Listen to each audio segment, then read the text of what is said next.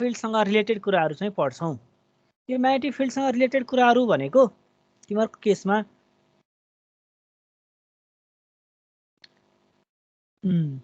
ल that is in general the call of the vector field is another field that is normal to the original field भनेको तिमीले लिएको दुईटै भेक्टरसँग normal हुने गरेर गर्छ।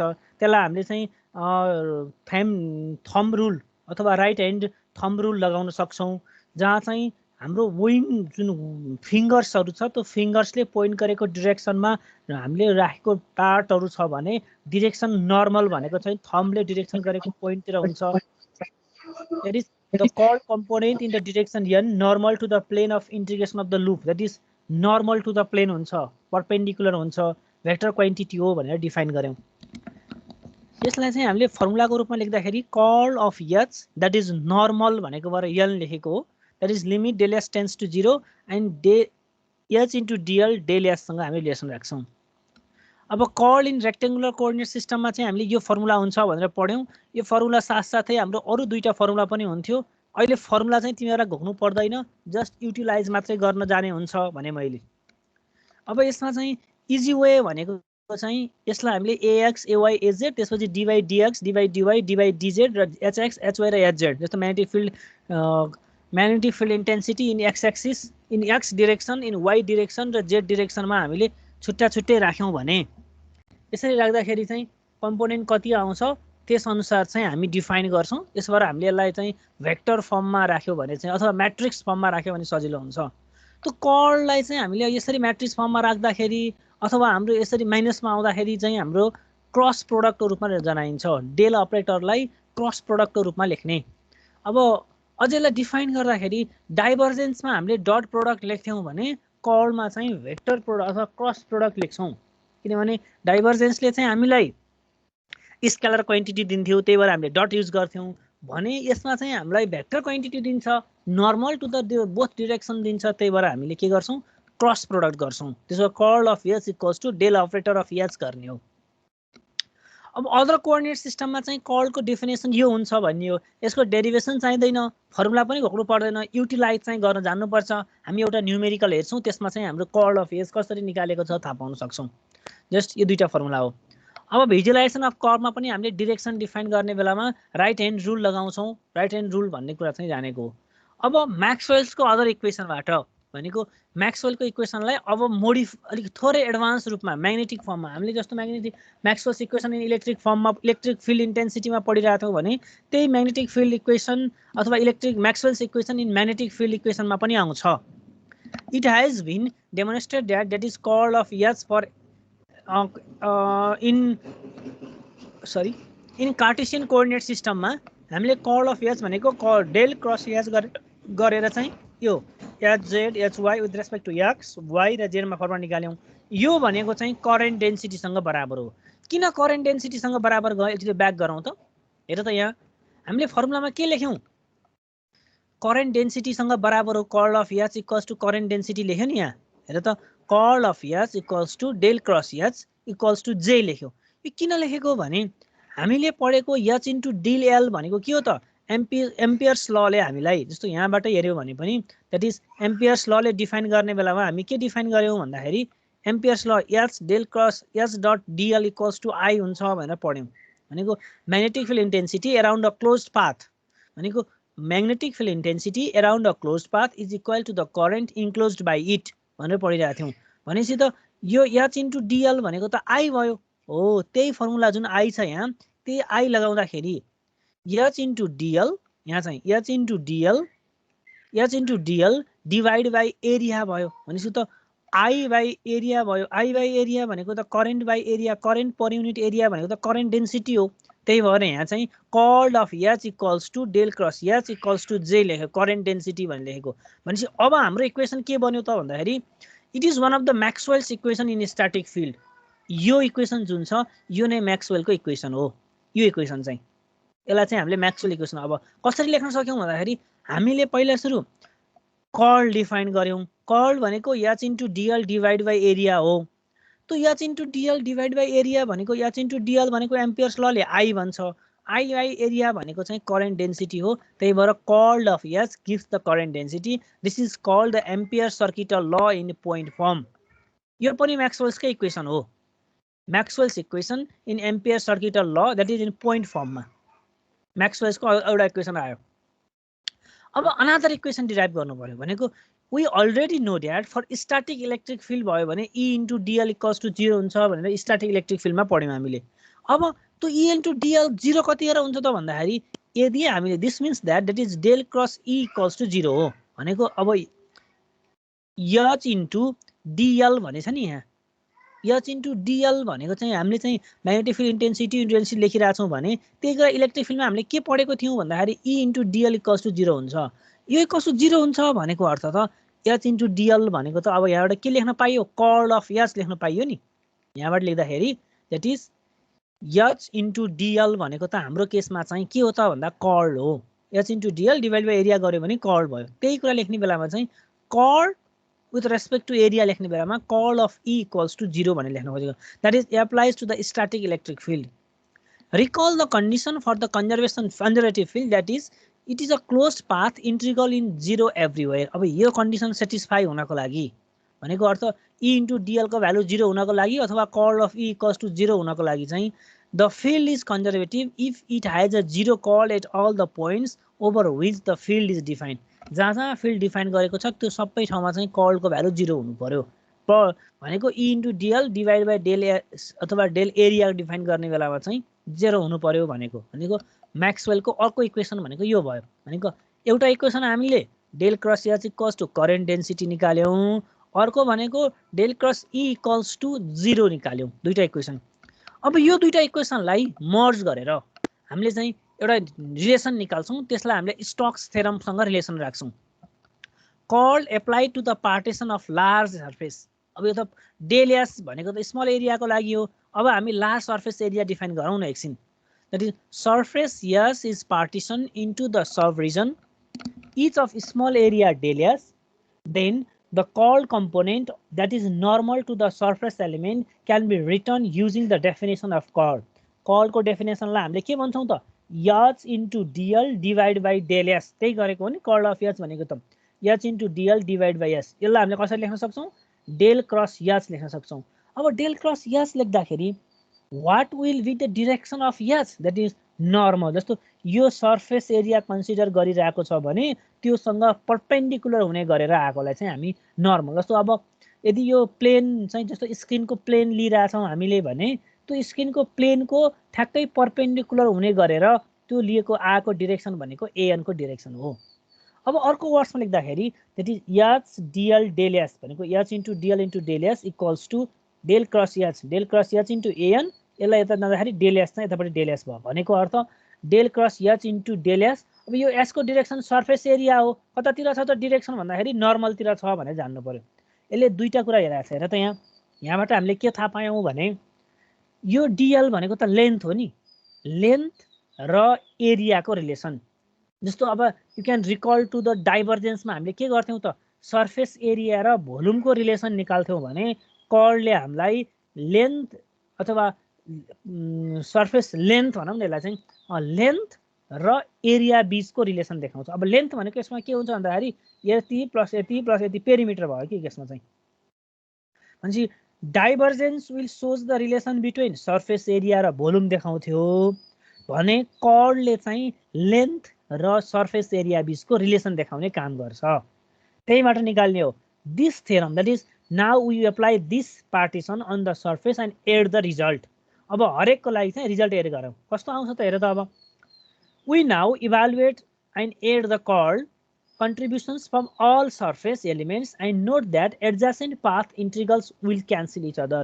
Adjacent cancel here भनेको चाहिँ यो भ्यालु जुन छ नि यो भ्यालु यता आछ, यो भ्यालु यता आछ, यो भ्यालु यता आछ भनेपछि त यो सबै भ्यालुजहरु एकअर्कामा के हुन सक्छ भन्दा क्यान्सल हुन सक्छ. नहुने भनेको त एउटा मात्रै पार्ट चाहिँ क्यान्सल हुँदैन जुन सर्फेस सँगै हिँडिरहेको छ. भनेको जतातिर लाइन्सहरु बनेको छ त्यही लाइन्सको डिरेक्सनमा हुने मात्र क्यान्सल हुँदैन भनेको अर्थ. जस्तो मैले लाइन्स अफ फिल्ड बनाएँ भने एउटा लाइन अफ फिल्ड यसरी छ, अर्को लाइन अफ फिल्ड यसरी छ, अर्को लाइन अफ फिल्ड यसरी छ, अर्को लाइन अफ फिल्ड यसरी छ, अर्को लाइन अफ फिल्ड यसरी छ. यो कर्भ जुन देखाइरहेको छ त्यो लाइन अफ फिल्ड हो। त्यसपछि अब सर्फेस लिने बेलामा यसको डिरेक्सन यतातिर जाने डिरेक्सन प्लस भयो भने यतातिर आउने डिरेक्सन चाहिँ माइनस हुन्छ, यी दुईटै क्यान्सल भयो। अब यो जुन डेल यतातिर गइरहेछ सबै डिरेक्सन यता गइरहेछ, सर्टेन पार्ट मात्र यता गछ भने चाहिँ जस्तो फर इक्जाम्पल तलतिर जाने भ्यालु चाहिँ हाम्रो 10 छ, माथितिर जाने भ्यालु चाहिँ हाम्रो कति छ भन्दाखेरि 1 छ भनेपछि त 10 - 1 गर्यो भने त 9 बन्न जान्छ नि त। अब भनेपछि त यो त क्यान्सल हुने भयो, बाँकी रहने भयो, यो मात्रै पार्ट बाँकी रहने भयो। त्यही भएर this means that the only contribution to the overall path integral will be around the outer periphery of surface. Yes, therefore these 3 points will be cancelled here and only no cancellation is this point. Our previous result भनेको यो result हेरौँ त हाम्रो के थियो त कर्लबाट आएको h dot del l by del s equals to h del cross h an। यसलाई हामीले यसरी गर्दाखेरि यो डेल s यतातिर लयौँ, आएको भनेको h इन्टु डेल l, यही formula h into del l dl equals to h cross del s into del s, del cross h into del s small area लेख्न खोजेको, यो चाहिँ लेन्थ लेख्न खोजेको। अब यो डेल s को तलपट्टि सरी dl को तल डेल s लेखेको भनेको यो सर्फेस एरियालाई इन्क्लोज गर्नको लागि कति लेन्थ आउटर लेन्थ कति छ भनेको लागि चाहिँ dl हो भनेको अर्थ। जस्तो मैले यो लाइन बनाएँ यसरी भने यो लाइन बनाउँदाखेरि यो टोटल लेन्थ कति हो त भनेर dl दियो। यो लाइन त के हुनुपर्छ अब क्लोज्ड हुनु पर्यो, त्यो क्लोज्ड भइसकेपछि त सर्फेस एरिया दियो हो, यही भनेपछि अब यति सर्फेस एरिया इन्क्लोज हुनको लागि कति लेन्थ युज भयो त भन्नेलाई चाहिँ dl लेखेको। अब त्यसले इन्क्लोज गरेको एरिया भनेको त डेल s भइ नै हाल्यो। अब यसरी हेर्दाखेरि using our previous results and now right, अब सबै एलिमेन्टल लेन्थहरूलाई सम गर्नु पर्यो। त्यही भएर अल सर्फेस एलिमेन्ट भनेको सर्फेसको एलिमेन्ट इन्क्लोज गरेको र लेन्थ इन्क्लोज गरेको चाहिँ सबै भ्यालुलाई एड गर्ने।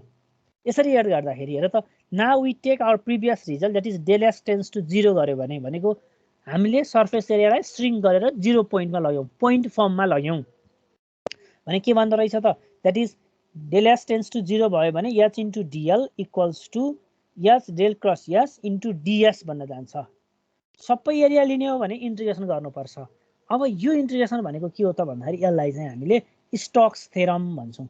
अब स्टोक्स थ्योरम भनेको के रहेछ भनेर जान्दाखेरि चाहिँ Stokes theorem shows the relationship between the length and the surface area by magnetic field intensity. That is, the magnetic field intensity, the line integral of line integral L लेखेको भए राम्रो हुन्थ्यो यहाँनेरि, the line integral of magnetic field intensity around a closed path, right? Closed path नभइकन हुँदैन, त्यही भएर यो closed path लेखेको। The line integral of magnetic field intensity around a closed path is equal to the curl of that magnetic field.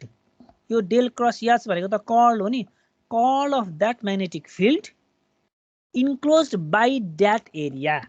त्यही del l भन्दाखेरि जति enclosed भएको थियो लेन्थ, त्यसले इन्क्लोज गरेको लेन्थको curl value of magnetic field intensity निकाल्यो भने त्यो दुईटा भ्यालु चाहिँ इक्वल हुन्छ।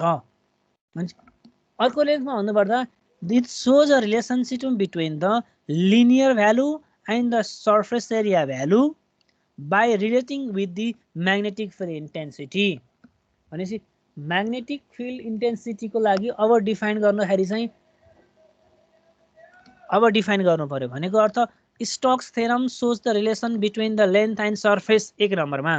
that is next is that is magnetic field Stokes theorem states that the line integral of magnetic field intensity, किनभने यो त डेल l भएको भएर magnetic field intensity को line integral हो, line integral of magnetic field intensity in a closed path is equal to the curl of that magnetic field। अब जुन magnetic field h use भयो थियो त्यही magnetic field हो है, यहाँ पनि curl of that magnetic field enclosed by that surface area, त्यही surface area बन्नको लागि जति इन्क्लोज गरेको थियो त्यसको कर्ल भ्यालुसँग बराबर हुन्छ।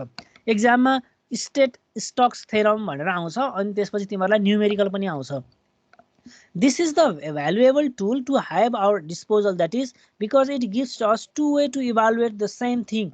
दुईटा वे दियो, एउटा चाहिँ हामी लाइन इन्टिग्रल गर्न सक्छौं, एउटा कर्ल युज गर्न सक्छौं। अब प्रुफ पनि गर्नुपर्ने हुनसक्छ स्टोक्स थ्योरमको। त्यही भएर चाहिँ हामीले एउटा लाइन इन्टिग्रलतिरबाट प्रुफ गर्नुपर्छ, अर्को चाहिँ यतातिरबाट प्रुफ गर्नुपर्छ। Obtaining the Ampere circuital law in integral form, that is using of Stokes theorem. अब एम्पियर सर्किटल ल युज गरेर हामी स्टोक्स थ्योरमलाई चाहिँ अझै भेरिफाई गर्न सक्छौं। That is begin with the point form of amperes ल। अघि भर्खरै हामीले यहाँ पढ्यौं पोइन्ट फर्म अफ, हेर त पोइन्ट फर्म यो del cross H equals to J किन हुन्छ भने मैले भन्दाखेरि यो केसमा चाहिँ भर्खरै हेरियो del cross H curl of H भनेको जेसँग, किनभने डेल एच भनेको चाहिँ डेल क्रस एच भनेको कर्ल हो, कर्ल भनेको H into d l by del H हो। त्यतिखेर करेन्ट डेन्सिटी हुन्छ भनेपछि हामीले के लेख्न सक्यौं त यहाँ भन्दा using the Ampere's law of the static field, that is del cross H equals to current density. किनभने del cross H भनेको कर्ल, कर्ल भनेको H del L divided by del S, त्यसो भएर J भएको। Integrating in the both side with respect to S सँग integrate गर्यो भने del cross H ds equals to J just ds गर्यौं, दुईटै हामी इंटीग्रेसन गर्यौं। अब यो हामीले J डट ds जुन लेखिरा छौं नि, यो लेख्न पायौं भनेको अर्थ, अथवा del cross H लेख्यौं भनेको त del cross H into d s लेख्ने भनेको त एच इन्टु डिएल लेख्ने, किनभने स्टोक्स थ्योरममा त हामीले पढिसक्यौं। स्टोक्स थ्योरम भनेको त H into d l divide by del S गर्दाखेरि चाहिँ हाम्रो जुन आउँथ्यो नि त्यो भनेको त कर्ल अफ एच आउँथ्यो, यो डेल एस यतातिर गयो, त्यति मात्रै फरक हो अहिले त। In which, that is in this equation, यहाँ के देखियो, एउटा सर्फेस एरिया देखियो, एउटा लेन्थ देखियो, त्यही देखियो त भने स्टोक्स थ्योरम देखिएको। In which the far right hand side is found from the left hand side using the Stokes theorem. The closed path integral is taken around a perimeter of S. Right? Perimeter of S भन्ने word use गरेको छ भनेको तिमीले surface एरियालाई मिलाउनको लागि है, surface area enclose गर्नको लागि, surface area enclose गर्नको लागि तिम्रो कति पेरिमिटर लेन्थ भयो भन्नेलाई चाहिँ हामी डिएल भनेको। जस्तो फर एक्जाम्पल जस्तो मेरो यो रेक्टेंगुलर लेन्थ भयो, यो रेक्टेंगुलर लेन्थ भयो भने म एरिया लेख्ने बेलामा एल इन्टु बी नै लेख्छु यो डेल एस निकाल्नको लागि। अब यो डिएल निकाल्नको लागि एल प्लस बी गरेर 2l प्लस बी युज गरेर डेल एल युज गर्छु। त्यही भएर the closed path integral is taken around the perimeter S भन्ने वर्ड युज गरेको।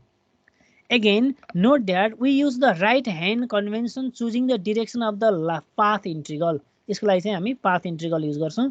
The central expression यो j into ds is just a net current through a surface. अब यो भनेको चाहिँ यहाँ हेर त, यति चाहिँ मेरो सर्फेस एरिया भयो, यो सर्फेस एरियाबाट त कति कर्ल भएको छ भन्दा यो h कर्ल हो, यहाँबाट कतिवटा लाइन आयो भन्दा यहाँबाट लाइन आयो। यसरी लिने बेलामा म डेल एल कसरी लिन्छु त भन्दाखेरि यो पेरिमिटर 2πr लिन्छु के। अब लिने बेलामा करेन्ट डेन्सिटी त कतिवटा लाइन करेन्ट पास भयो त्यसको चाहिँ करेन्ट डेन्सिटी भयो, एच इन्टु डिएल भनेको चाहिँ आई भइहाल्यो, त्यो त एम्पियर सर्किटल लले नै दिइहाल्यो, एम्पियर्स लले दियो। That is integral form of amperes ल। अझै अगाडि बढौं, म्याग्नेटिक फ्लक्स र फ्लक्स डेन्सिटी थाहा पाउनको लागि।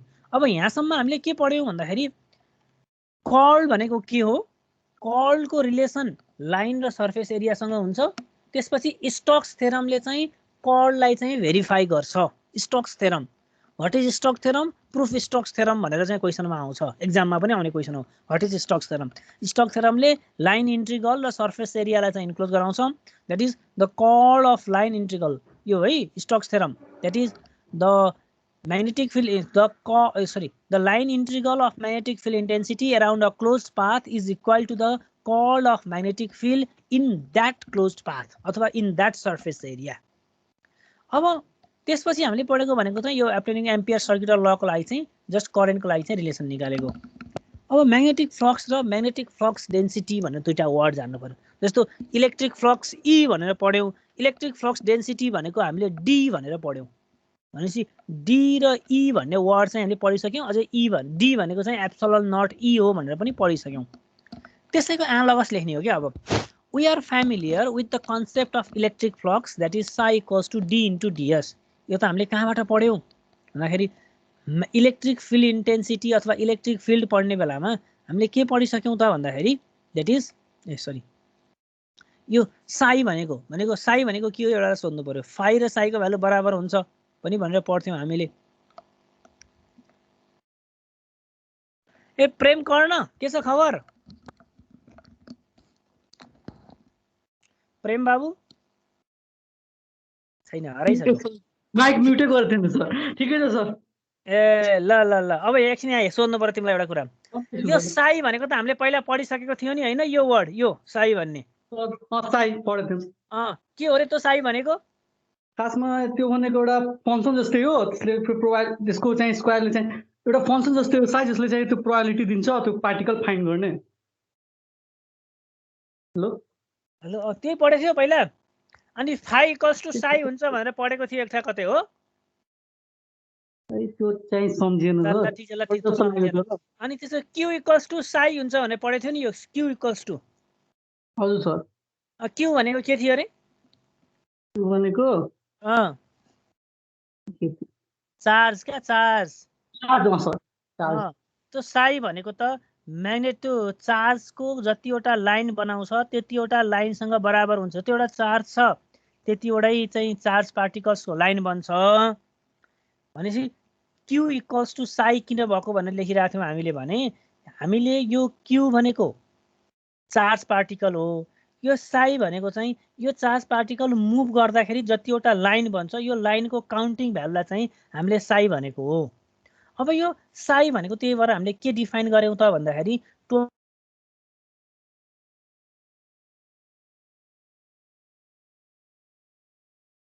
सर म्युट हुनुभयो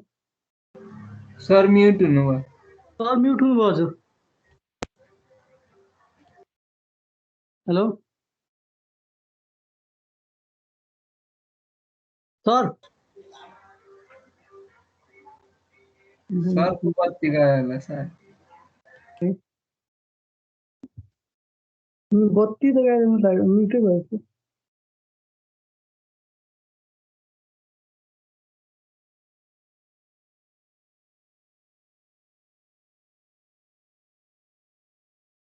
अस्ति के गरिएछ वेट देखाएको जस्तो लाग्यो यार सरलाई त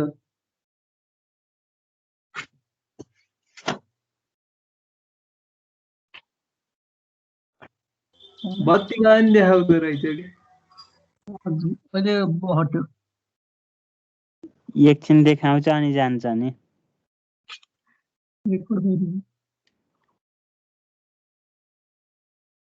अलिकति डेल्टी टाइम त लागिहाल्छ नि अलि पर्खम आउनुहुन्छ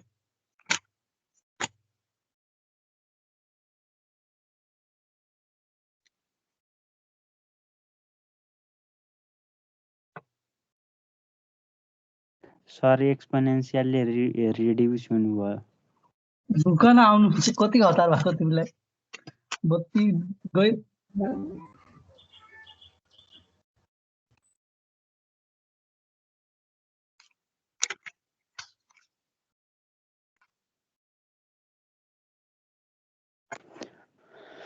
अघि नेगेटिभ एक्सपोनेन्शियल अब पोजिटिभ एक्सपोनेन्शियल हुँदै आउनुहुन्छ टिप कन्टिन्यू गर्दै न राजन तिमीले अनि कहाँ मेटेरियल क्लास सम्झेको र मलाई त लास्ट हाँसो लाग्यो प्रेम बुझेन कुरा अनि यो साई त अनि उता पो त वेभ फङ्सन हो त यता त कहाँ हो र अनि तिमीले त मेटेरियल क्लासको मिनिङ आउने के त्यही सम्झेर यस्ता भाइ यार यत्रो पढ्नु पर्यो नि भइहाल्छ नि कहिले काहीँ यता त फ्लक्स होइन त्यस फ्लक्स चाहिँ हो त त्यो हुन्छ कि एट द मोमेन्ट के अलिक कहिले काहीँ यस्तो हाँसो लाएर मलाई त मेटेरियल क्लासको सम्झेर होला हिजो पढेको अनि लाएर उ भएको थियो अस्ति के गर्ने भाइ अहिले त्यही गराएछ 7वटा सब्जेक्ट पढ्नु परिएछ त्यसपछि त्योभन्दा अगाडि पढेको 6वटाको इक्जाम दिनु परिएछ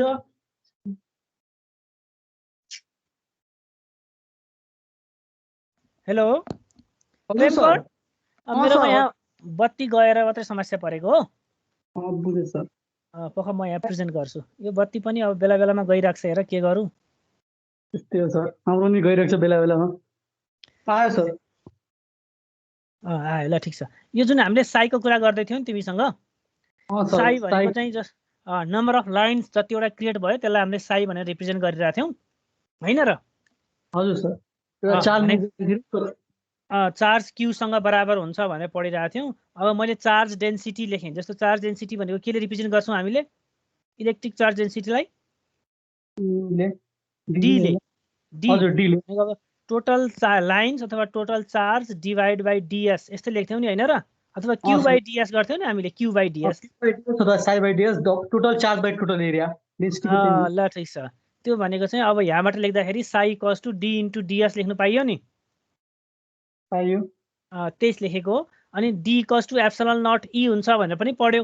एप्सिलन नटको भ्यालु यति हुन्छ भनेर पनि पढिसक्यो पढियो ल ठिक छ। यो कुरा चाहिँ हामीले के को लागि पढियो त अब यति सबै कुराहरू इलेक्ट्रिक फिल्डको लागि इलेक्ट्रिक लाइन्सको लागि हो सर।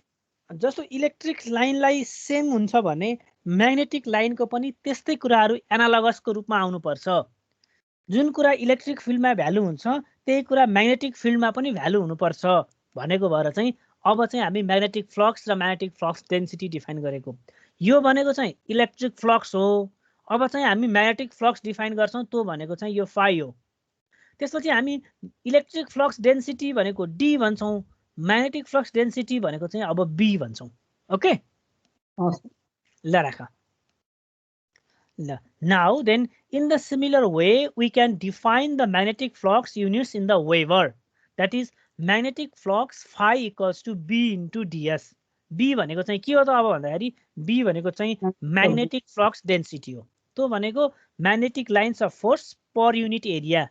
कतिवटा lines magnetic lines of force कतिवटा पास हुन्छ एउटा एरियाबाट त्यो एरिया डिफाइन गर्ने लाइन्सहरू काउन्ट गर्ने त्यो डिफाइन गरेको एरिया पर युनिट एरिया अथवा number of lines per unit area भनेको बी हो।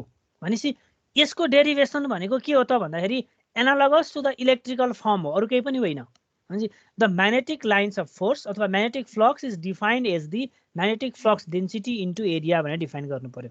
अब in which the magnetic flux density, that is magnetic induction, is free space. अब B भनेको चाहिँ mu naught H हुन्छ। That is magnetic flux density is the mu naught into magnetic field intensity in free space. भनेको magnetic field intensity in free space मा कति छ त्यसलाई चाहिँ हामीले magnetic flux density सँग बराबर हुन्छ भन्छौँ। त्यही भएर वेबर पर मिटर स्क्वायर भनेर लेखेको। किनभने यो फाइ को भ्यालु चाहिँ वेबर हो। फाइ पर युनिट एरिया डिएस लेखेको भएर चाहिँ हामीले वेबर पर मिटर स्क्वायर भनेर लेखेको। Where mu nought equals to that is 4 pi into 10 to the power -7 H per meter, Henry per meter. That is, we define the quantity having to do with the definition of amperes. We will explore it later. अब हामीले चाहिँ amperes लसँग compare गरेर पनि लेख्छौँ। अब यहाँबाट के जान्नु पर्यो भने इलेक्ट्रिक फिल्ड इन्टेन्सिटीमा जुन साई आउँथ्यो त्यो साईको भ्यालु चाहिँ म्याग्नेटिक फिल्ड इन्टेन्सिटीमा आउँदाखेरि 5 भयो। जहाँ डी हुन्थ्यो डी भनेको इलेक्ट्रिक फ्लक्स डेन्सिटी हुन्थ्यो अब चाहिँ म्याग्नेटिक फ्लक्स डेन्सिटी भनेको बी हुन्छ। अनि बी भनेको चाहिँ म्यू नट एच हुन्छ भनेर जान्नु पर्यो। अरू प्रोपर्टिज हेरौँ त अब if the flux is evaluated through a close surface then the case of electric flux that is Gauss लले हामीले के पढ्यौँ गस ल पढ्ने बेलामा भन्दाखेरि गस ल पढ्ने बेलामा that is total flux phi equals to D into DS equals to charge enclosed by it भनेको total number of charge कुनै पनि सर्फेस एरियामा जतिवटा चार्जहरू इन्क्लोज भएको छ त्यतिवटा लाइनहरू जेनेरेट हुन्छ। भनेपछि charge equal to the line त्यो भनेको चाहिँ डेन्सिटी इन्टु एरिया गर्नु पर्यो। Density into area. अब त्यही कुरा चाहिँ म्याग्नेटिक फ्लक्स डेन्सिटीमा पनि भ्यालिड हुन्छ। भनेपछि म्याग्नेटिक फ्लक्स डेन्सिटीमा आउँदाखेरि net flux phi equals to B into d s. तर यहाँ चाहिँ 0 हुन्छ किनभने त्यहाँ पो पोइन्ट चार्ज थियो र त्यो चार्ज इन्क्लोज भनेर लेख्थ्यौँ। तर म्याग्नेटिक लाइन्स अफ फोर्समा म्याग्नेटिक चार्ज त इन्क्लोज हुँदैन।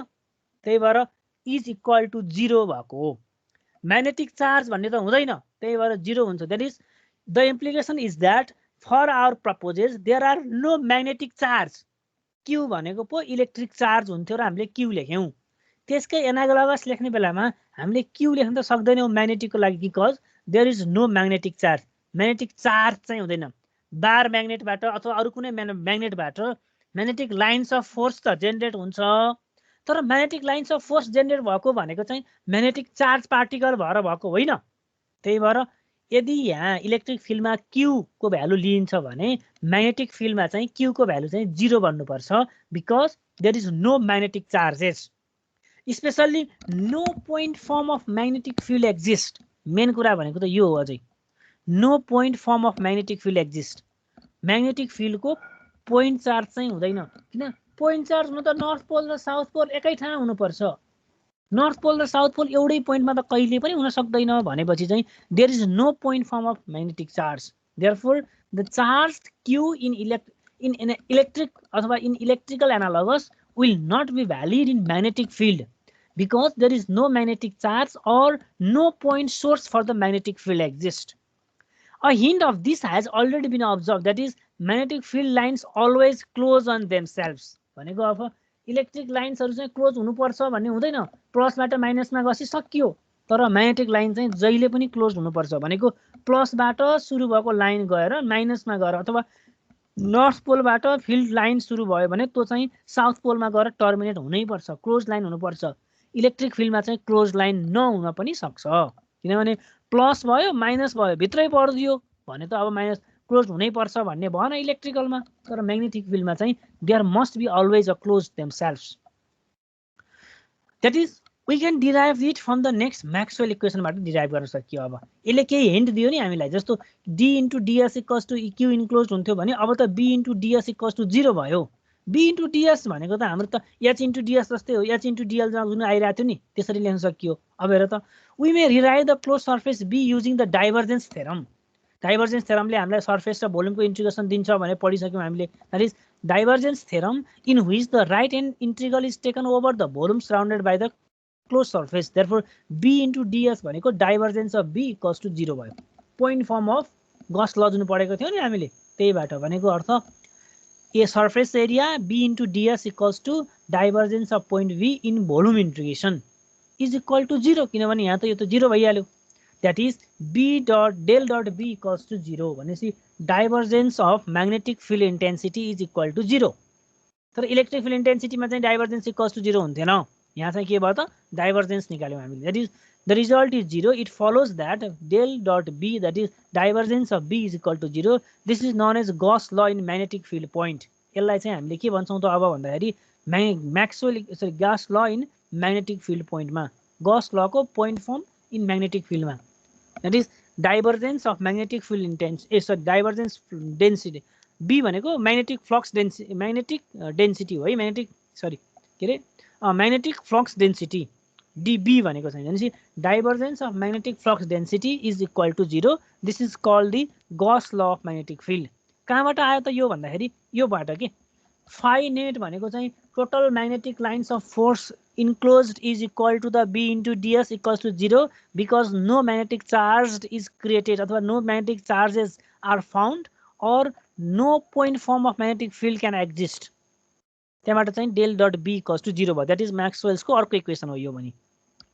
अब म्याक्सवेलको इक्वेसनहरूलाई एकचोटि हामी सर रिभाइज गरौँ न है। That is del dot D equals to rho v भनेर लेख्यौँ हामीले। कहाँबाट त भन्दा गस ल अफ इलेक्ट्रिक फिल्डबाट। गस लको इलेक्ट्रिक फिल्डमा चाहिँ हामीले के पढ्यौँ त भन्दाखेरि del dot D equals to 0 लेख्यौँ, रो भी लेख्यौँ। कहाँबाट डाइभर्जेन्स थ्योरम, म्याक्सवेल्सको फर्स्ट इक्वेसनको डाइभर्जेन्स इक्वेसनबाट लेख्यौँ। तर यो कहाँबाट लेखेको त इलेक्ट्रिकको लागि, यही कुरा म्याग्नेटिकको लागि के भयो 0 भयो। That is del dot B भयो भने चाहिँ that is Gauss law for magnetic field. Del dot D equals to rho v that is Gauss law for electric field. Del dot B equals to 0 that is Gauss law for magnetic फिल्डको लागि। यहाँ चाहिँ रो भीसँग equal भयो भने म्याग्नेटमा चाहिँ 0 हुन्छ। Next is del cross E equals to 0 हुन्छ। That is conservative property of static field. तर हामीले कर्ड लेख्यौँ, कर्ड लेख्दाखेरि चाहिँ डेल क्रस एच लेख्यौँ भने चाहिँ म्याग्नेटिक फिल्ड इन्टेन्सिटी हुँदाखेरि चाहिँ that equals to certain current डेन्सिटीसँग बराबर हुन्छ। भनेपछि अब झुक्किनु हुँदैन है यो कुरा लेख्ने बेलामा। म्याक्सवेलको इक्वेसन स्ट्याटिक फिल्डको लागि राइट म्याक्सवेल इक्वेसन भनेर एक्जाममा क्वेसन आउँछ। अहिले फेरि पनि रिभाइज त हुन्छ। अहिले चाहिँ del cross D del divergence of D equals to rho v भनेको चाहिँ volume density. Del cross H भनेको चाहिँ divergence sorry curl of electric field intensity equals to 0 but curl of magnetic field intensity is equals to curl of magnetic field intensity is equal to current density. Divergence of magnetic field intensity magnetic flux density equals to 0। Electric flux डेन्सिटीले चाहिँ rho भी दिन्छ भने magnetic flux डेन्सिटीले चाहिँ 0 दिन्छ। अब यो D equals to epsilon naught E हुन्छ। अब B भनेको के हो त म्याग्नेटिक फ्लक्स डेन्सिटी हो। H भनेको के हो म्याग्नेटिक फिल्ड इन्टेन्सिटी हो। E electric field intensity, H magnetic field intensity. D भनेको चाहिँ इलेक्ट्रिक फ्लक्स डेन्सिटी, B भनेको चाहिँ म्याग्नेटिक फ्लक्स डेन्सिटी। D भएको केसमा इलेक्ट्रिकमा आयो भने एप्सिलन नटले मल्टिप्लाई गर्ने, म्याग्नेटमा आयो भने म्यु नटले मल्टिप्लाई गर्ने। अब एप्सिलन नट र म्यु नटको भ्यालु त हामीलाई थाहा छँदैछ। Maxwell's equation in large scale form, यो त पोइन्ट फर्मको लागि गर्यौं नि हामीले। अब large scale form that is Stokes थ्योरमको लागि है, Stokes theorem that is the divergence theorem and Stokes theorems may be applied to the previous 4-point form of equation to yield the integral of Maxwell's equation, that is D dot ds equals to q। यहाँ हेरौँ त हामी D dot ds equals to q भनेर त हामीले पहिले पढि पनि सक्यौं। भनेको D भनेको के हो, D भनेको चाहिँ फ्लक्स डेन्सिटी हो। Flux density D electric flux density equals to charge by area, यही लेखेको हो नि त। चार्ज बाई एरिया भनेको त D इन्टु ds लेख्न पाइयो नि, Q equals to D into ds। अब डाइभर्जेन्स थ्योरमबाट के लेख्न पायो, D into ds equals to rho V into V हुन्छ भनेर लेख्न पाइयो। किनभने हाम्रोमा फेरि रो V इक्वल्स टु के हो त भन्दाखेरि charge particle Q by dV भयो। अब यो Q भनेको त रो V इन्टु dV हो, यो Q भनेको D इन्टु ds हो। भनेपछि त यो D into ds equals to rho V into V लेख्नु पाइयो। त्यही भएर rho V into V equals to D into ds in terms of charge particle Q, that is called Gauss law of electric फिल्डको लागि।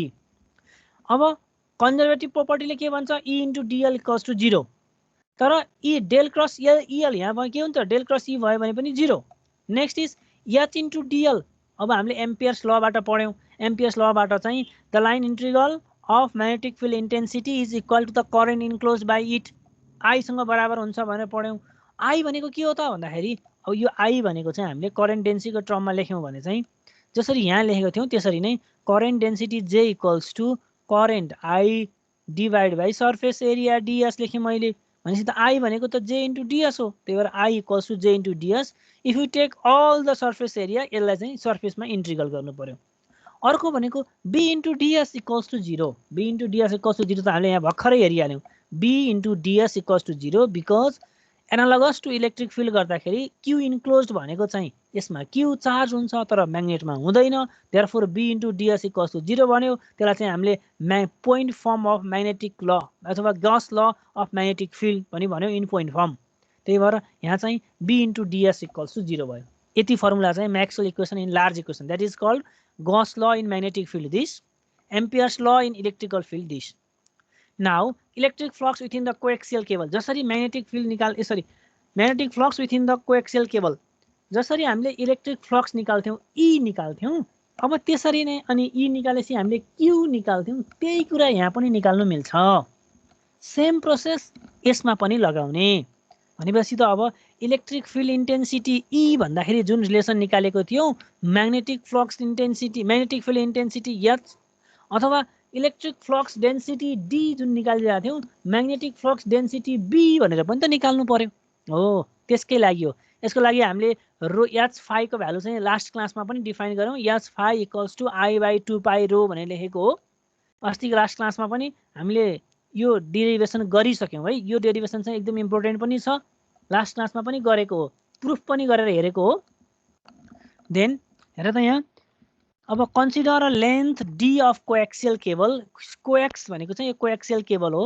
As shown in the figure this the magnetic field strength between the conductor is given by H phi equals to I by 2 pi rho, where rho is less than B but greater than A। अब B भनेको के हो त म्यु not H हो भनेर लेख्नु पाइन्छ हामीले। भनेपछि त यो B निकाल्ने बेलामा H लाई म्यु नटले मल्टिप्लाई गर्यो, H phi को भ्यालु यति आएको छ भनेपछि mu naught by I by 2 pi rho A phi हुन्छ। phi डिरेक्सन मात्रै हुन्छ भनेर त लास्ट क्लासमा पढिसकेकै हो।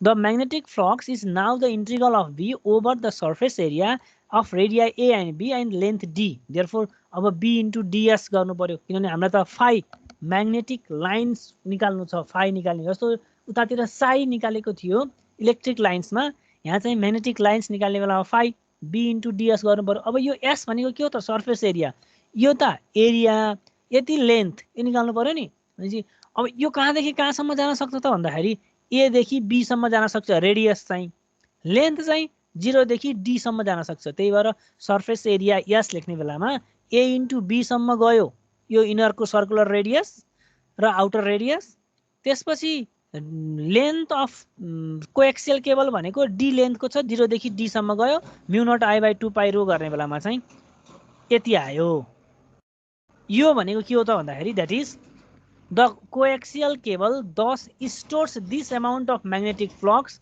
in the region between the conductor भनेको ए र बी बीचको कन्डक्टरको बीचमा यसले कति फ्लक्स स्टोर गर्छ त कोएक्सियल लाइन्सले कति स्टोर गर्छ त भन्दाखेरि यति mu naught I D by 2 pi ln b by a को भ्यालु फिक्स गर्छ this have a importance when we discuss importance in the later lecture अब इन्डक्टेन्सको भ्यालु निकाल्ने बेलामा चाहिँ यसले के गर्छ भन्दाखेरि काम लाग्छ भनेको अब यो कोएक्सियल केबलले म्याग्नेटिक फ्लक्स स्टोर गर्दो रहेछ भन्ने कुरा जान्नु पर्यो के मेन कुरा अब यो स्टोर गरेपछि त के हुन्छ त यही फ्लक्स चाहिँ फेरि अर्को चोटी चाहिँ इलेक्ट्रिक फिल्ड जेनेरेट गर्नको लागि काम लाग्न सक्छ नि त हो भनेपछि दिस फ्लक्स अथवा this amount of magnetic lines are stored by the coaxial cable that will generate back EMF inductance ले निकाल्छ भनेको पनि यसकै कारणले निकाल्ने हो that we will be generating it अब स्केलर र म्याग्नेटिक भेक्टर पोटेन्शियल भन्ने हुन्छ पहिला सुरु हामी स्केलर म्याग्नेटिक पोटेन्शियल एउटा स्केलर म्याग्नेटिक पोटेन्शियल अर्को भेक्टर म्याग्नेटिक पोटेन्शियल भन्ने हुन्छ हामी यहाँ पनि जानुपर्ने भनेको फेरि इलेक्ट्रिकलकै एनालोगसतिरबाट जाने हो we have already familiar with the relation between the scalar electric potential or the electric field that is E equals to minus del V. Oh, our electric field intensity is equal to the negative of vector magnetic potential भनेर हामीले पढेको थियौं हो E equals to minus del V गरेको थियो भने अब यो E को एनालोगस चाहिँ यहाँ छ E भनेको इलेक्ट्रिक फिल्ड इन्टेन्सिटी हो S भनेको म्याग्नेटिक इन्टेन्सिटी फिल्ड हो यो V भनेको चाहिँ इलेक्ट्रिक पोटेन्शियल अथवा इलेक्ट्रिक पोटेन्शियल V भनेर मानिरहेको थियौं भने अब एउटा पोइन्ट जेनेरेट गर्नु पर्यो आफैले त्यसलाई हामीले Vm भन्यौं त्यो भनेको चाहिँ magnetic potential भनेर लेख्न खोजेको Vm therefore so it is tempting to define the scalar magnetic potential such that S equals to minus del Vm where Vm is the magnetic potential भनेको अर्थ इलेक्ट्रिक पोटेन्शियलमा अथवा इलेक्ट्रिक फिल्ड इन्टेन्सिटीमा तिमीले के गर्यौ त भन्दाखेरि यो V भनेको इलेक्ट्रिक फिल्ड हो भने इलेक्ट्रिक पोटेन्शियल हो भनेर डिफाइन गर्यौ पोटेन्शियल एट अ पोइन्ट हो भन्यौ भनेको इलेक्ट्रिक फिल्डमा आउने कुनै पनि एउटा पोटेन्शियलको भ्यालु भोल्टेज हो भनेर डिफाइन गरेको थियौ भने त्यही कुरा चाहिँ म्याग्नेटिकमा पनि डिफाइन हुनुपर्छ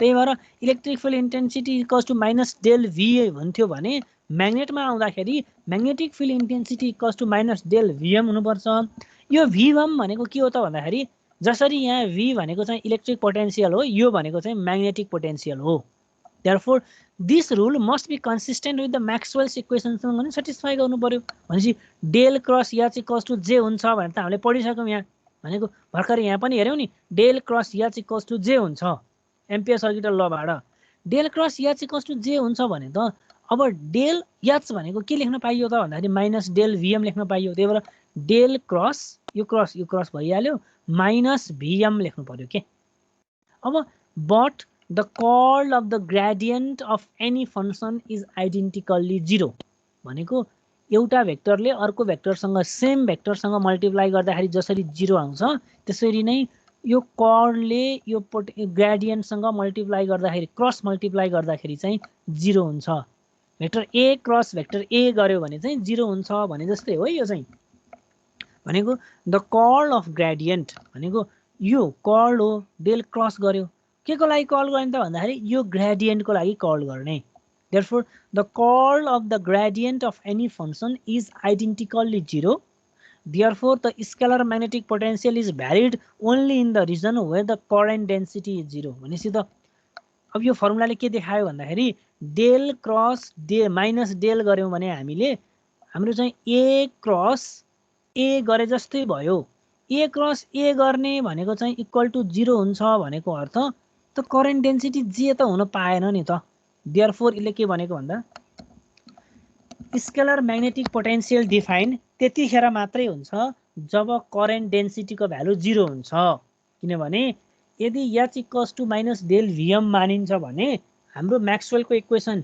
del cross h equals to j valid हुनु पर्यो यो भ्यालिड हुनको लागि चाहिँ h को भ्यालु चाहिँ मैले माइनस vm लेखे माइनस डेल vm लेखे त्यो भनेको चाहिँ ग्रेडियन्ट अफ द पोटेन्शियल निकाले त्यो ग्रेडियन्ट सँग कल्ड गर्यो भने त्यसले 0 दिन्छ त्यो 0 दिन्छ भने त यसले करेन्ट डेन्सिटी j त दिन पाएन नि त अब देयरफोर त्यही भएर is of identically 0 therefore the scalar magnetic potential is valid only in the region where the current density is 0 भनेपछि जहाँ current density को भ्यालु 0 हुन्छ त्यो बाहेक अरु ठाउँमा चाहिँ यो scalar magnetic potential डिफाइन गर्न पाइएन such is a free space भनेको जस्तो फ्री स्पेसमा मात्रै डिफाइन भयो भन्न खोजेको so we define the scalar magnetic potential with the condition h equals to minus del vm when current density equals to 0 त्यो condition चाहिँ लेख्नै पर्यो यहाँ चाहिँ कन्डिसन लेख्नु परिरहेको थिएन इलेक्ट्रिक फिल्ड इन्टेन्सिटीमा तर म्याग्नेटिक पोटेन्शियलमा कन्डिसन लेख्नु पर्यो म्याग्नेटिक पोटेन्शियलमा भनेको magnetic field intensity is equals to minus that is gradient of magnetic potential only when the current density is 0 जब current density 0 हुन्छ त्यतिखेर मात्रै म्याग्नेटिक पोटेन्शियल डिफाइन हुन्छ अब फर्दर रिक्वायरमेन्ट के छ त भन्दाखेरि डेल क्रस बी अब यहाँ यो कुरा जुन भ्यालिड हुन्थ्यो नि del cross H equals to J हुन्थ्यो भने अब डेल क्रस बी भनेको के हुन्छ यहाँ त हामी पहिला पढिसक्यौं डेल क्रस बी भनेको त के हुन्छ 0 हुन्छ त्यही लेख्न खोजेको यहाँ है हेर त अब यहाँ चाहिँ del dot v equals to B भनेको त के हो म्यु नट एच हो भनेपछि mu naught del dot H equals to 0 in free space अब यसलाई लेख्ने बेलामा चाहिँ म्यु नट एच भनेको त माइनस vm इक्वल्स टु 0 हुँदो रहेछ भनेपछि so the scalar magnetic potential satisfies the Laplace equation तर के हुन्छ त भन्दाखेरि ल्याप्लास इक्वेसनलाई चाहिँ सेटिस्फाई गर्छ डेल डट डेल भनेको त डेल स्क्वायर अनि यो vm भनेको त vm भइहाल्यो यो माइनस यता जाँदाखेरि 0 भइहाल्यो यो म्यु नट पनि यता जाँदाखेरि 0 भइहाल्यो भनेपछि del square vm equals to 0 यो चाहिँ ल्याप्लास इक्वेसनलाई सेटिस्फाई गर्यो बट त्यतिखेर पनि करेन्ट डेन्सिटीको भ्यालु चाहिँ 0 हुनुपर्छ है भन्न खोजेको अब मेन कुरा जान्नुपर्ने भनेको चाहिँ के हो भने तिमीले म्याग्नेटिक पोटेन्शियललाई डिफाइन गर्न सक्छौ जसरी इलेक्ट्रिक पोटेन्शियलमा हामीले E इक्वल्स टु माइनस अथवा negative of gradient of potential गरेको थियो त्यसरी नै magnetic field intensity H equals to negative of gradient of vector potential भनेर लेख्न सक्छौं तर भेक्टर पोटेन्शियललाई हामीले लगेर इक्वेसनमा राख्दाखेरि मैक्सवेल इक्वेसनमा राख्दाखेरि अथवा कर्ल अफ द इक्वेसनमा राख्दाखेरि del cross H equals to J हुन्छ भने डेल इक्वल्स टु चाहिँ हाम्रो जुन पोटेन्शियल ग्रेडियन्टबाट आएको टर्म छ म्याग्नेटिक पोटेन्शियल त्यो राख्दाखेरि 0 हुनु पर्यो 0 हुँदाखेरि करेन्ट डेन्सिटी जे सँग बराबर हुन पाएन त्यही भएर तिमीले प्रिसाइजली भन्नु पर्यो के magnetic potential is equivalent to electric potential but at that point the current density must be 0 the scalar magnetic potential also satisfies the Laplace equation but at that point also the current density must be 0 भनेर define गर्नु पर्यो यो current density equals to 0 भएको केसमा मात्र यो valid हुन्छ अरु ठाउँमा भ्यालिड हुन्न भनेर छोड्नु चाहिँ भएन के अहिले यसको डिमेरिट छ यसको पछि हाम्रो कुरा गर्छौं हामीले अहिले चाहिँ के जान्नु पर्यो भन्दाखेरि मैले इलेक्ट्रिक पोटेन्शियल सँग एनालोगस लिएर जुन इक्वेसनहरु बनाए त्यो बनाएको इक्वेसनहरुले म्याग्नेटिक पोटेन्शियललाई पनि भ्यालिड गर्छ तर त्यतिखेर चाहिँ म्याग्नेटिक फिल्ड इन्टेन्सिटी त्यतिखेर चाहिँ करेन्ट डेन्सिटीको भ्यालु चाहिँ 0 हुनै पर्छ भनेर डिफाइन गरेको अब भेक्टर म्याग्नेटिक पोटेन्शियल भनेको एउटा इन्टरमिडिएट पोइन्ट हो यसलाई चाहिँ सिधै याच भनेर डिफाइन गरिन्थ्यो भने यो भेक्टर म्याग्नेटिक पोटेन्शियल भनेको कुनै एउटा इन्टरमिडिएट पोइन्ट हो भनेर जान्नु पर्यो है we use the Maxwell equation del dot v equals to 0 that is divergence of v equals to 0 and the fact that the divergence of the curl of any vector is identically 0 भनेको यदि divergence of the b 0 हुन्छ भने कुनै पनि भेक्टरको curl र divergence लियो भने पनि त 0 हुन्छ therefore एउटा मैले a भन्ने भेक्टर लिए जुन a भन्ने भेक्टर चाहिँ के गरे त पहिला यसलाई कर्ल गरे र आएको कर्ललाई चाहिँ मैले डाइभर्जेन्स गरे भनेको यसलाई मैले कर्ल निकाल्ने यो कर्ललाई चाहिँ मैले डाइभर्जेन्स गरे भने अब के भयो त that is also 0 therefore this lead to the definition of magnetic vector potential a यो a जुन इन्टरमिडिएट पोइन्ट थियो त्यो इन्टरमिडिएट a भन्नेलाई चाहिँ हामीले के लेख्न पाइयो त भन्दाखेरि that is B equals to del cross A भनेको अर्थ के जान्नु पर्यो त भन्दाखेरि अब म्याक्सवेल इक्वेसनले divergence of magnetic flux density equals to 0 हुन्छ भनेर डिफाइन गर्छ। तर हामीले हाम्रो डेफिनेसनबाट के भन्न सक्छौँ भने कुनै पनि एउटा भेक्टरको कर्ल र डाइभर्जेन्स लियो भने 0 हुन्छ भने त्यो बीले जुन डाइभर्जेन्सको भ्यालुले भनौँ न डाइभर्जेन्स अफ बी जुन 0 भइरहेछ त्यो बी कसरी 0 भयो त भन्दाखेरि कुनै अर्को भेक्टरको कर्ल लिएको भएर 0 भएको हो, नत्र यसै 0 हुन्थेन। भनेको डाइभर्जेन्स अफ बी 0 हुनको लागि त यो बीले कुनै एउटा रोल खेलेको हुनुपर्छ जसले गर्दाखेरि यो कर्लसँग मल्टिप्लाई गरे यो डाइभर्जेन्ससँग मल्टिप्लाई गरेपछि 0 होस् भन्यो।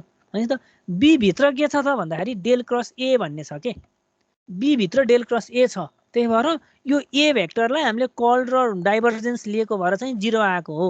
भनेपछि त यो बीचको ए भन्ने भेक्टर चाहिँ हाम्रो भेक्टर म्याग्नेटिक पोटेन्सियल हो। भनेपछि vector magnetic potential is an intermediate point between the magnetic flux density where the Maxwell equations will be 0। Therefore vector magnetic potential A is defined as the curl, that is the curl of this vector magnetic potential will result the magnetic flux density B. Therefore B equals to del cross A हुनु पर्यो। अब H भनेको के हुनु पर्यो त भन्दाखेरि H भनेको त B भनेको म्यु नट H हो भने H भनेको 1/म्यु नट डेल क्रस A हुनु पर्यो। अब यही फर्मुला लगाउन हामी एम्पियर्स लमा चाहिँ डेल क्रस H भनेको जे हुन्छ भने त 1/म्यु नट त्यसपछि डेल क्रस H भनेको डेल क्रस A लेख्न पाइयो। 1/म्यु नट छँदैछ डेल क्रस H भनेपछि del into del cross H भयो। यसरी लेख्दाखेरि del cross H equals to J 1/म्यु डेल क्रस H भयो। अब introduce a vector identity that defines a vector Laplacian equation that is del square A equals to del dot A minus del cross A भयो। भनेको अर्थ त ल्याप्लासियन इक्वेसनको जुन double equation छ that equals to 0 हुन्छ। That is we will left over the del square A equals to minus something function। अब यो चाहिँ जान्नुपर्ने भनेको चाहिँ पोइजन्स इक्वेसन्स जुन थियो del square A equals to minus mu naught J जुन छ यो चाहिँ म्यु इक्वेसनसँग डबल डेरिभेटिभको इक्वेसनसँग बराबर भयो। यसको डेरिभेसन जस्ट चाहिँदैन कि हामीले यहाँबाट चाहिँ सिधै यो हुन्छ भनेर लेख्न सक्छौँ, म्यु नट J सँग बराबर हुन्छ। यहीँबाट सिधै लेख्ने खाले पनि del square A equals to mu naught J भनेर लेखिदिने क्या यहीँबाट सिधै नै, अरू केही पनि नगर्ने। अब यसको धेरै लम्बा डेफिनेसन पनि नबनाउने, जस्ट के गर्ने डेल क्रस A भनेको del square A equals to mu naught यता जाँदाखेरि चाहिँ J हुँदो रहेछ, त्यही भ्यालुलाई चाहिँ हामीले del square A equals to mu naught J सँग बराबर भयो। यति मात्रै जान्नु पर्यो यो भ्यालु। अब यसरी लेख्नको लागि चाहिँ यो भ्यालु चाहिँ 0 हुन्छ, minus del cross del A भनेको A स्क्वायर यो हो भनेपछि यो माइनसलाई लगेर यहाँ राख्दाखेरि चाहिँ यो माइनस आएको हो मात्रै भनेर जान्नु पर्यो। अब यो के लेखेको हो त भन्दाखेरि भेक्टर म्याग्नेटिक पोटेन्सियल भनेको कुनै पनि एउटा इन्टरमिडिएट पोइन्ट रहेछ। कहाँबाट इन्ट्रोड्युस भएको भन्दा म्याक्सवेलको इक्वेसनले दिएको divergence of the magnetic field intensity magnetic flux density equal to 0 भन्ने इक्वेसनमा त्यो म्याग्नेटिक फ्लक्स डेन्सिटी कसरी 0 हुन सक्छ त भन्दा त्यसभित्र कुनै एउटा कम्पोनेन्ट छ जुन कम्पोनेन्टको डाइभर्जेन्स लिँदाखेरि बल्ल 0 भएको हो। त्यो कम्पोनेन्ट जसले बीलाई 0 बनाउन प्रयास गरिरहेको छ हो त्यो कम्पोनेन्टलाई चाहिँ हामीले भेक्टर म्याग्नेटिक पोटेन्सियल भनेर डिफाइन गरेको हो। भनेपछि vector magnetic potential is the curl of this magnetic potential A which gives the result magnetic flux density B। Therefore B equals to del cross A हुँदाखेरि यो A भन्ने पोइन्टलाई चाहिँ हामीले vector magnetic potential भनेको intermediate point हो A भनेर जान्नु पर्यो। अब डिरेक्सन अफ A कता हुन्छ भन्दाखेरि जस्ट यसमा चाहिँ rectangular code not simple in the other coordinate सिस्टममा हामी निकाल्न गाह्रो पर्छ, हामी जस्ट यसको मात्रै हेर्छौँ। यो examination point of view direction of A चाहिँ जरुरी छैन अहिले हामीलाई, जस्ट एउटा चाहिँ भएको भएर बुकमा तिमीहरू कतै पढ्यो भने देख्छौ मात्रै भनेर राखिदिएको मैले। Del square AX equals to minus mu naught JX, एक्सकै डिरेक्सनमा राख्ने, वाइकै डिरेक्सनमा राख्ने, जेडकै डिरेक्सनमा राख्ने। यसरी राख्दाखेरि this indicates that the direction of A will be same as that of current to which it is associated. भनेको इक्वेसनमा माइनस J भनेर जुन करेन्ट आइरहेछ, करेन्ट डेन्सिटी आउँदाखेरि करेन्टको जुन डिरेक्सन छ त्यही डिरेक्सनमै यसको लागि चाहिँ भ्यालिड हुन्छ भनेर लेख्नु पर्यो।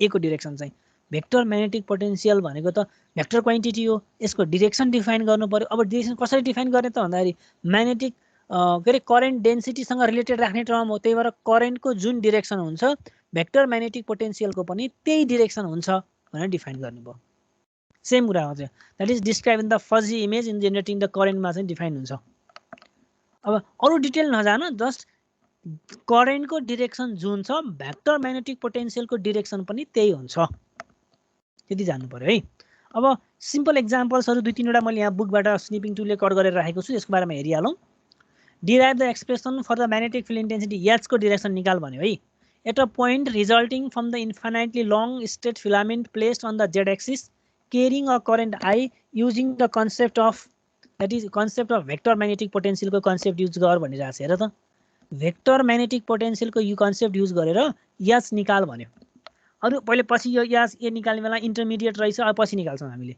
पहिला सुरु we derive the magnetic field intensity due to small magnetic field H due to small filament को लागि कति हुन्छ भन्दाखेरि H that is at point AP the vector magnetic potential is defined as dA equals to mu naught I by dl by 4 pi r कुनै एउटा point P मा चाहिँ mu naught I that is A भनेको त यहाँबाट लेख्यौ नि हामीले जसरी हो A भनेको सरी A भनेको चाहिँ हाम्रो कता गयो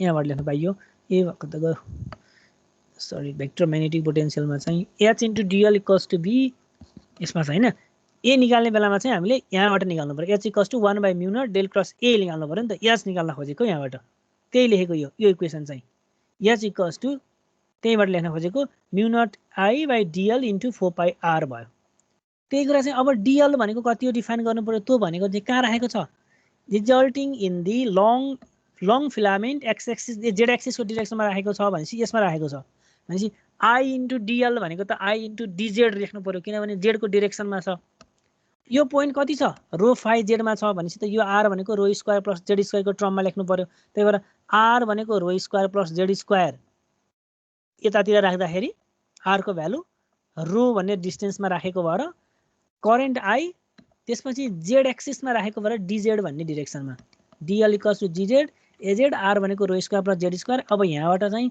mu naught I by DZ A Z by 4 pi यहाँबाट लेख्न सकियो यो भ्यालुलाई लगाइराखेको आरको भ्यालु र डिएलको भ्यालु आर डिएल भनेको चाहिँ डिजेड किनभने जेड एक्सिसको एक्सिसमा राखेको भएर आर भनेको चाहिँ रो स्क्वायर प्लस जेड स्क्वायर भइहाल्यो डिएजेड इक्वल्स टु के लेख्न पाइयो भन्दाखेरि जेडको डिरेक्सनमा भएको भएर चाहिँ mu naught I by DZ 4 pi rho square plus A square that is A D phi equals to 0 and rho equals to पनि 0 ओन्ली जेड कम्पोनेन्ट मात्रै प्रेजेन्ट भएको भएर अरू छोडिदियौँ हामीले magnetic field intensity is given by अब हाम्रो फर्मुलाले के गर्छ त भन्दा एच भनेको 1 बाई म्यू नट इन्टु ए लेख्नु पर्यो अब यो ए भनेको के छ त यहाँ ए भ्यालु छ अब त हामीले के गर्नु पर्यो भने यो डेल क्रस ए गर्नु पर्यो नि डेल क्रस ए भनेको त डेल भनेको त के हो त ग्रेडियन्ट हो ग्रेडियन्ट भनेको D by D rho A rho plus 1 by rho D by D phi A phi plus D by DZ AZ यो डेलको लागि लेखेको है ग्रेडियन्ट अफ पोटेन्सियल लेखाउनु पर्यो यहाँ यो डेल गर्यो यो डेलको लागि चाहिँ यो भयो फर्मुला त्यसपछि अब यो डिए भनेको त यो mu naught I by DZ 4 पाई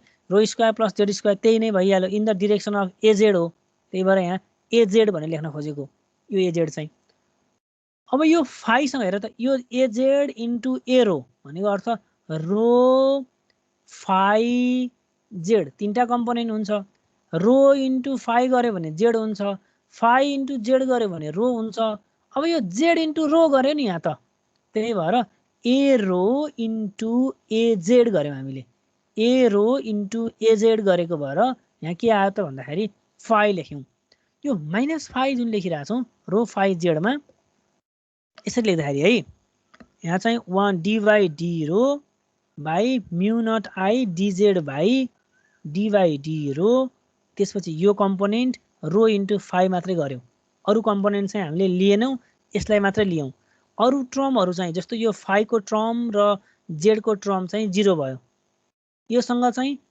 यति मात्रै ट्रम जति आइरहेछ यो ट्रमलाई मात्रै इन्टिग्रेसन गरेर आएको ट्रम भनेको यो फर्स्टवाला ट्रम मात्रै हो अरू ट्रम चाहिँ 0 छ अब रो स्क्वायर प्लस जेड स्क्वायर त्यही छँदैछ यहाँ चाहिँ 1 बाई डी रो यति गर्दाखेरि चाहिँ D by D row of this गर्दाखेरि अब यसलाई चाहिँ इन्टिग्रेसन गर्नु पर्यो यसलाई इन्टिग्रेसन गर्ने भनेको चाहिँ magnetic field intensity due to entire filament may be obtain by integrating over the minus इन्फिनिटीदेखि प्लस इन्फिनिटीसँग भनेको एच इन्टु डिएल गर्नु पर्यो यसलाई इन्टिग्रेसन गर्ने बेलामा एच इन्टु डिएल जेडको भ्यालु माइनस इन्फिनिटीदेखि प्लस इन्फिनिटीसम्म I D rho D Z by this यो गर्नु पर्यो यतिखेर चाहिँ अब z को value rho tan theta, z को value rho tan square theta, z को भ्यालु माइनस इन्फिनिटी हुँदाखेरि थीटा को भ्यालु माइनस पाई/2, z को भ्यालु प्लस इन्फिनिटी हुँदाखेरि प्लस पाई/2। यसलाई त इन्टिग्रेसन गर्न सकिहाल्छ। इभ्यालुएट गर्दाखेरि चाहिँ 2/ρ² आउँछ। यति गरेर हेर, तिमीहरुसँग भएको बुकमा अथवा मैले तिमीलाई पठाइदिएको त्यो ह्यान्ड रिटनमा पनि यो न्युमेरिकल गरेको छ है। अब h भनेको चाहिँ हामीले के निकाल्यौं त यहाँ अहिले भन्दाखेरि h इक्वल्स टु 2/ρ² निकाल्यौं। h equals to I rho by 4/2 ρ²। यो किन लेखेको त भन्दाखेरि हामीले h इक्वल्स टु के हो फर्मुलामा चाहिँ I इक्वल्स टु 2π जुन लेख्थ्यौ नि त्यो फर्मुला त यही पनि त भ्यालिड हुँदो रहेछ भनेको अर्थ लास्ट क्लासमा हामीले जुन फर्मुला पढेको थियौं यो भ्यालु h इक्वल्स टु हेर यो भ्यालु के यो h इक्वल्स टु 1/2π भने जुन निकाल्यौ नि यो proof h equals to h5 equals to 1/2π भन्ने कुरा त्यसैलाई प्रुफ गरेर देखाएको मात्रै हो। यहाँ अहिले चाहिँ यही हो कि क्वेशन गरेको चाहिँ त्यहाँ गरेको र यहाँ गरेको चाहिँ एउटै नै हो ठ्याक्कै, केही पनि फरक छैन। h इक्वल्स टु 1/2π fi को डाइरेक्सनमा हुन्छ। त्यही कुरालाई चाहिँ अब अर्को कुरा चाहिँ current filament of 5 ampere in y direction is parallel to the y axis at x equals to 2 metre, z equals to -2 metre सँग s एट ओरिजिनमा राखेको छ भने r को भ्यालु चाहिँ ओरिजिनमा राख्दाखेरि 0 0 0, अर्को भनेको x को भ्यालु चाहिँ 2 मिटर, y z को भ्यालु चाहिँ -2 मिटर, y को भ्यालु दिएको छैन, y एक्सिसमा भनेको छ त्यही भएर 0 मा भयो y एक्सिस को भ्यालु चाहिँ parallel to y axis at this, त्यही भएर y को भ्यालु 0। अब यहाँ कसरी 0 भयो त भन्दाखेरि पोइन्ट चाहिँ जस्तो यहाँ चाहिँ मैले जस्तो ओरिजिन नदिकन 2 2 2 दियो फर एक्जाम्पल भने यतिखेर y को भ्यालु 2 राख्ने है, यहाँ पनि 2 राख्ने भयो, यहाँ पनि 2 राख्ने के रिजल्ट चाहिँ 0 आउनु पर्छ। त्यही भएर फाइन्ड h एट ओरिजिन भन्यो, ओरिजिनको कोअर्डिनेट 0 0 0 भयो, त्यही भएर हामीले 0 0 0 बनायौं। यदि त्यतिखेरको पोइन्ट चाहिँ तिमीले युटिलाइज गर्ने पोइन्ट चाहिँ y axis parallel to y axis with this मात्रै दियो र ओरिजिन नदिकन अर्को पोइन्ट दियो भने त्यतिखेर जे पोइन्ट दिन्छ त्यही पोइन्ट युज गर मात्रै भन्न खोजेको। भनेपछि अब 2 0 -2 भयो, अहिले अर्को पोइन्ट 0 0 भयो। r को भ्यालु कति भयो भन्दा y2 - y1 गर्दाखेरि -2ax 2az भइहाल्यो। यो चाहिँ r मोडुलस निकाल्यो। अब fi भनेको ay इन्टु ar, जो भनेको y इन्टु r को भ्यालु भनेको कति छ त यो भ्यालु divide by its magnitude multiply गर्ने। h भनेको कति आयो त भन्दाखेरि i डिभाइड बाइ 2πr गर्ने हो। i को भ्यालु 5 सँगै छ, 2πr r को भ्यालु यो i हो कि 2πr। त्यसपछि अब fi निकाल्नु पर्यो, fi निकाल्ने भनेको ay इन्टु ar गर्ने हो। ar को भ्यालु कति छ ax इन्टु az भइहाल्यो, x प्लस az बाइ √2 गर्दाखेरि जति भ्यालु आउँछ त्यो भ्यालु लेख्ने। यो भ्यालु लेखेको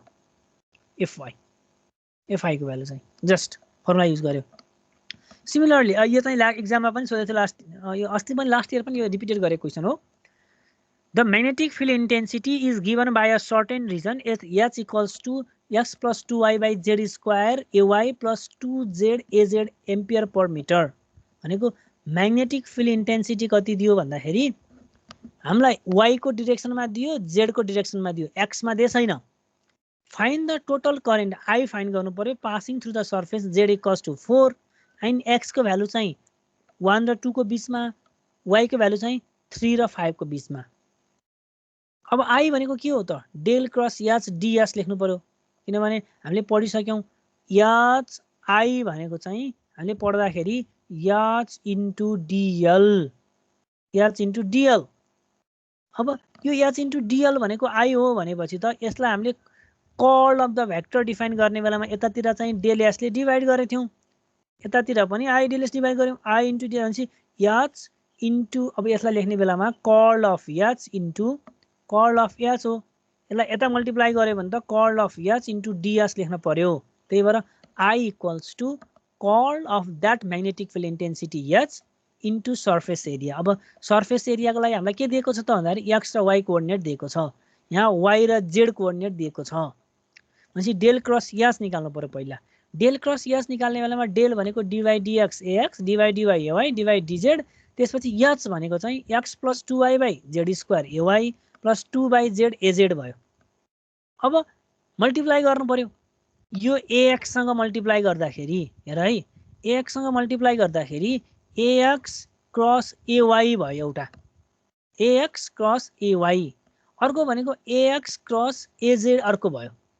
भनेपछि त ax इन्टु ay गर्दाखेरि az भयो, ax इन्टु az गर्दाखेरि चाहिँ माइनस ax हुने भयो। दुईटा कुरा हेर्नु पर्यो के यहाँ। जेड र वाई सँग x * x 0 भइहाल्यो, y * y लेख्नुभयो, z * z लेख्दाखेरि d * dx ax को भ्यालु यसले मल्टिप्लाई गर्यौं हामीले, यहाँ लेख्यौं az सँग भयो। त्यसपछि अर्को भनेको y टर्मसँग हेर्दाखेरि चाहिँ dy यो प्लस 0 भइहाल्यो, त्यसपछि plus 0 plus 0 plus dy dz of यो z सँग हेर्दाखेरि चाहिँ x + 2yz² ax को चाहिँ x * यो टर्म लेख्यो। यो बाहेक अरु टर्म किन लेखेनौं हामीले, x वाला टर्म चाहिँ हामीले हटाइदियौं, किन भन्दाखेरि y सँग मल्टिप्लाई गर्दाखेरि चाहिँ x वाला टर्म यहाँ नभएको भएर x वाला टर्मसँग मल्टिप्लाई गर्दाखेरि 0 हुन्छ, त्यही भएर अरु टर्मले मात्रै मल्टिप्लाई गर्यौं। dy dz y को टर्मले मल्टिप्लाई गर्दाखेरि y * z गर्न पाइन्थ्यो x हुन्थ्यो, तर के भयो त भन्दाखेरि यहाँ y वाला टर्म छैन, त्यही भएर 0 भएको। पार्शियल डेरिभेटिभ गर्ने, सबैलाई पार्शियल डेरिभेटिभ गर्दा जति आउँछ त्यति लेख, अहिले मैले यसरी मात्रै भने। अनि त्यसपछि यहाँ z * ai गर्दाखेरि z * ay गर्दाखेरि के हुन्छ त, अब माइनस भयो नि, भनेको x y z हो। x * y गर्दाखेरि z हुन्थ्यो, तर हामीलाई के भयो त z * y लेख्नु पर्यो के, z * y लेख्दाखेरि त -ax गर्नु पर्यो नि, त्यही भएर -ax वाला टर्म आएको। त्यही भएर यति भ्यालु आउँछ यहाँ पार्शियल डेरिभेटिभ गर्दाखेरि। ds भनेको dx * dy az को डिरेक्सनमा लेख्नु पर्यो। अब I लेख्ने बेलामा 1/z² dz az plus x + 2y 2z 2z to the power -3 ax भयो। अब यो एरिया लेख्ने बेला dx * dy, अब x को भ्यालु कति चाहिँ कतिसम्म जान्छ र y को भ्यालु कतिदेखि कतिसम्म जान्छ भनेर निकाल्नु पर्यो। अब dx * dy लेख्नु पर्यो, x को भ्यालु चाहिँ 1 देखि 2 सम्म जान्छ, y को भ्यालु चाहिँ 3 देखि 5 सम्म जान्छ भने क्वेशनले दिएको छ, त्यही भएर x को भ्यालु 1 देखि 2 सम्म जान्छ, y को भ्यालु 3 देखि 5 सम्म जान्छ, अरु भ्यालु त जे छ त्यही नै लेख्नु परिहाल्यो। यसरी 1/8 एम्पियर आउँछ। अहिले यो तिमीलाई नबुझेको भए पनि एकचोटी आफ्नो कपीमा गर, आफ्नो कपीमा गरेपछि यो सजिलै बुझिन्छ। पार्शियल डेरिभेटिभ गर्दाखेरि x * y y * z z * x बाहेक अरु टर्म चाहिँ 0 हुन्छ। अरु टर्म 0 भएन भने पनि जस्तो यहाँ z y 2/z az छ, y सँग गर्दाखेरि 0 हुँदैन, तर के हुन्छ त भन्दाखेरि y सँग पार्शियल डेरिभेटिभ गर्दाखेरि y टर्म छैन भने त 0 हुन्छ नि त, त्यही भएर यो 0 भएको के। एकचोटी गरेर हेर न मैले भन्नु भन्दा। सिमिलरली हामीलाई चाहिँ भेक्टर म्याग्नेटिक पोटेन्शियल A यति दिएको छ, calculate the total magnetic flux crossing through the surface area this दियो। B भनेको डेल क्रस A हुन्छ। अब यो B वाला फर्मुला हेर है, यो जुन डेल छ यो डेल क्रस A गर्दाखेरि हामीलाई यो फर्मुला चाहिँ तिमीले घोकिराख्नु पर्दैन, यो क्वेशनले दिएको हुन्छ है। डेल क्रस A = के हुन्छ, curl of the vector is this भनेर दिएको हुन्छ। A को भ्यालु चाहिँ हामीलाई यति दिएको छ। अब यहाँ AZ दिएपछि हामीले AZ वाला मात्रै टर्म भएको ठाउँमा लगेर राख्छौं, जति टर्म आउँछ त्यो भ्यालुलाई चाहिँ भेरी हुँदैन, फाइ को भ्यालु चाहिँ π/2 सँग बराबर हुने भयो। कति भ्यालु आउँछ यो निकाल्न सक्छौ तिमीहरूले, जस्ट यो फर्मुला चाहिँ तिमीहरूले घोक्नु पर्दैन अहिले। यो फर्मुलामा कहाँ लगेर राख्नु पर्यो त भन्दाखेरि A को भ्यालु हामीलाई AZ दिएको छ भनेपछि एउटा यहाँ राख्नु पर्यो AZ, अर्को राख्नु पर्यो AZ भनेको यहाँ फाइ भयो, त्यसपछि यहाँ अब z az/z बाहेक अरु चाहिँ 0 भयो हैन, कता गयो az/z भन्ने चाहिँ जहाँ छ त्यहाँ एउटा az यहाँ छ, अर्को az कहाँ छ त्यहाँ खोज्नु, ए यहाँ छ, यो खोज्नु पर्यो, अरु चाहिँ 0 लेखिदिनु पर्यो A है।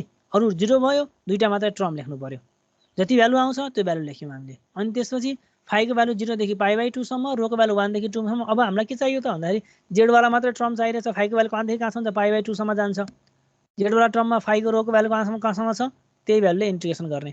यो भ्यालु चाहिँ तिमीले यसरी कपीमा गर, मैले यसरी न्युमेरिकल पढ्दिएर चाहिँ हुँदैन, आफ्नो कपीमा चाहिँ एकचोटी त्यो न्युमेरिकल हेर्यौ भने चाहिँ बल्ल हुन्छ है।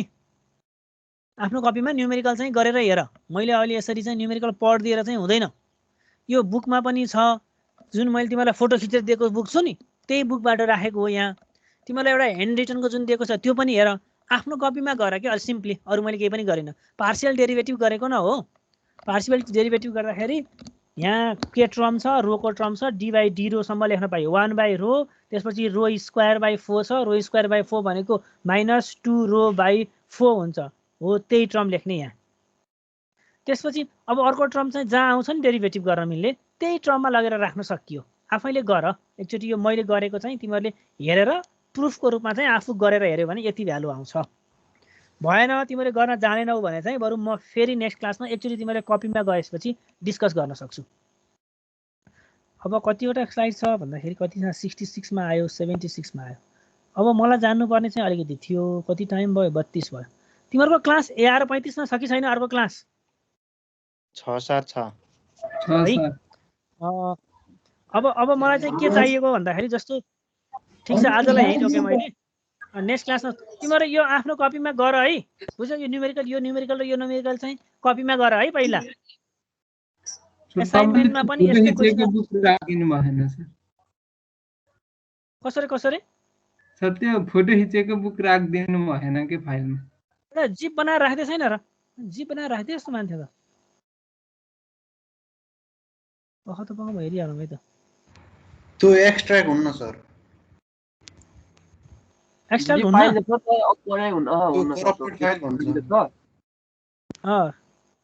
म सीआर को इमेलमा पठाइदिन्छु भाइ सीआर तिम्रो इमेलमा चाहिँ मलाई यहाँ मेसेज गर है